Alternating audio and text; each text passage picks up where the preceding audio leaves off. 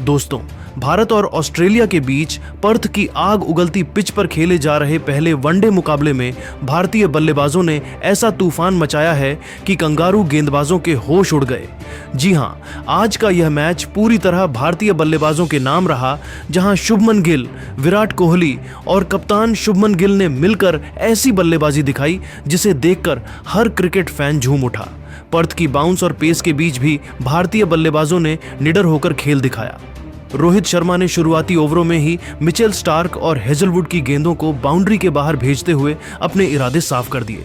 वहीं शुभमन गिल ने अपनी टाइमिंग और क्लासिक कवर ड्राइव से दर्शकों का दिल जीत लिया।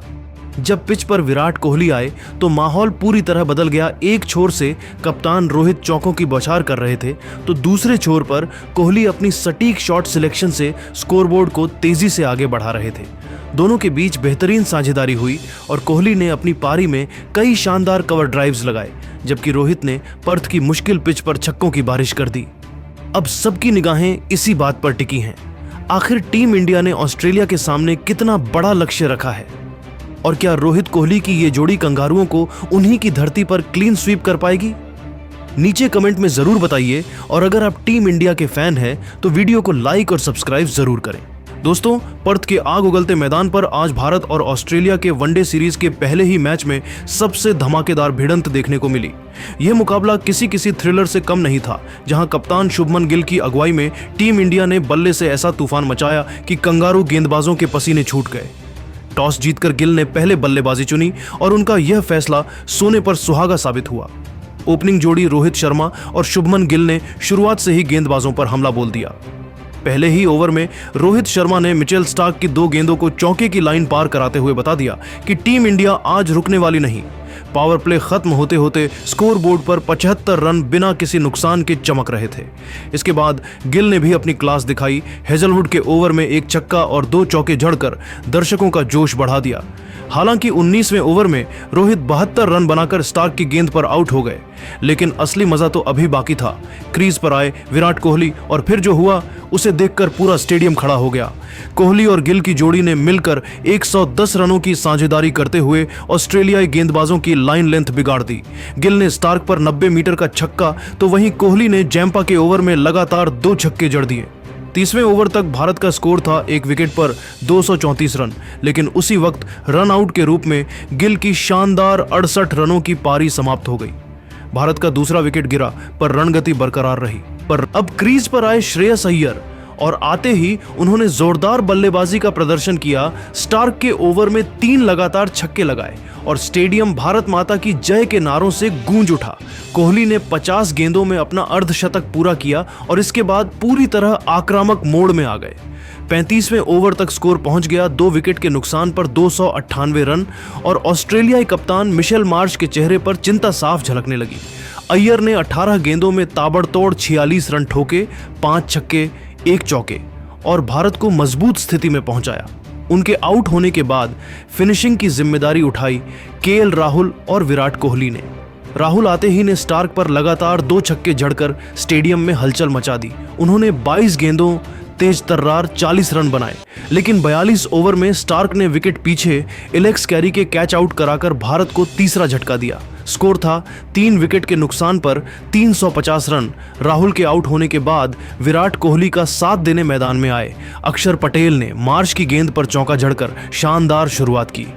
43वें ओवर की पहली गेंद पर एडम जंपा की गेंद पर थर्ड मैन पर सिंगल लेकर विराट कोहली ने अपना शानदार शतक पूरा किया। विराट ने 88 गेंदों में अपना शतक पूरा किया। शतक के बाद विराट ने गियर बदला और अक्षर पटेल के साथ मिलकर शानदार फिनिश दिया। भारत ने 50 ओवरों में 3 विकेट के नुकसान पर 418 रन बनाए। कोहली ने 100 गेंदों में 132 रनों की विशाल पारी खेली। वहीं अक्षर पटेल ने 18 गेंदों में 35 रनों की उपयोगी पारी खेली। ऑस्ट्रेलिया की ओर से मिचेल स्टार्क, जोश हेजलवुड और कप्तान मार्श को 1 विकेट मिला।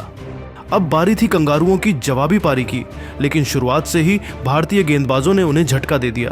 पहले ओवर में अर्शदीप सिंह ने शानदार यॉर्कर से ट्रेविस हेड को सिर्फ 10 रन पर बोल्ड कर भारत को लाजवाब शुरुआत दिलाई। इसके बाद अर्शदीप सिंह ने मिचेल मार्श को आउट कर ऑस्ट्रेलिया को और मुश्किल में डाल दिया।